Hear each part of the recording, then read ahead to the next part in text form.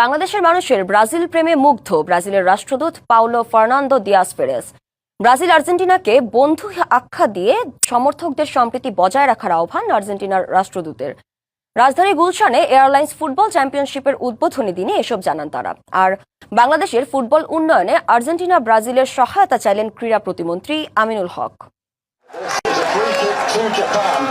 বিশ্বজুড়ে চলছে বিশ্বকাপ উন্মাদনা। লাল সবুজের বাংলাদেশ বিশ্বকাপের মঞ্চে না থাকলেও আবেগের কোনো কমতি নেই। এক পাশে ব্রাজিল, অন্য পাশে আর্জেন্টিনা। সমর্থকরা এখানেই বিভক্ত। তবে মাঠের বাইরের কূটনীতির ছবিটা একদমই ভিন্ন। চিরপ্রতিদ্বন্দ্বী দুই দেশের রাষ্ট্রদূতের সম্পর্কে নেই প্রতিদ্বন্দ্বিতার ছাপ। হাসি আড্ডার এই ছবি যেন তার প্রমাণ। Aviation and tourism journalist forum of বাংলাদেশের আয়োজনে ঢাকার গুলশানে 16 দলের অংশগ্রহণে চলছে এয়ারলাইন্স ফুটবল চ্যাম্পিয়নশিপ। সেখানেই দেশের ফুটবল ভক্তদের বিভেদ ভুলে সম্প্রীতির বার্তা দিলেন দুই দেশের রাষ্ট্রদূত। My message is very clear. We are friends. আমার বার্তাটা পরিষ্কার, আমরা বন্ধু। ব্রাজিলে আমরা একটা ফাইনাল খেলেছি, সেখানে আর্জেন্টাইনরা দারুণ সময় কাটিয়েছে। কয়েক মাস আগে নেইমারও একটি ম্যাচ উপলক্ষে আর্জেন্টিনা গিয়েছিল, ভক্তরা তাকে দাঁড়িয়ে অভিবাদন জানিয়েছে।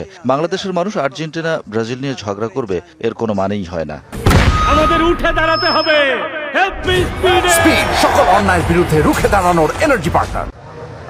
2 months ago, Neymar. It's very gratifying to see. বাংলাদেশে ব্রাজিলকে ঘিরে যেই উন্মাদনা দেখছি তা আমাকে মুগ্ধ করেছে।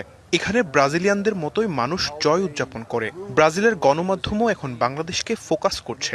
এই সম্পর্ককে আরো ভালোভাবে কাজে লাগানো উচিত।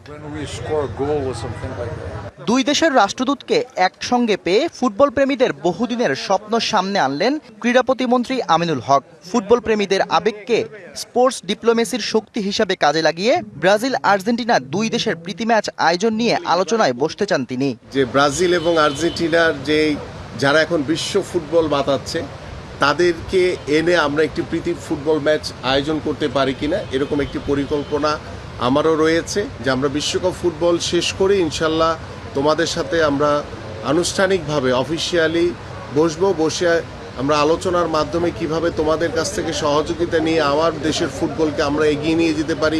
স্বপ্নটা আকাশছোঁয়া হলেও এটি পূরণে বাফুফে ও ফিফাকে একই টেবিলে বসার আহ্বান রাষ্ট্রদূতদের।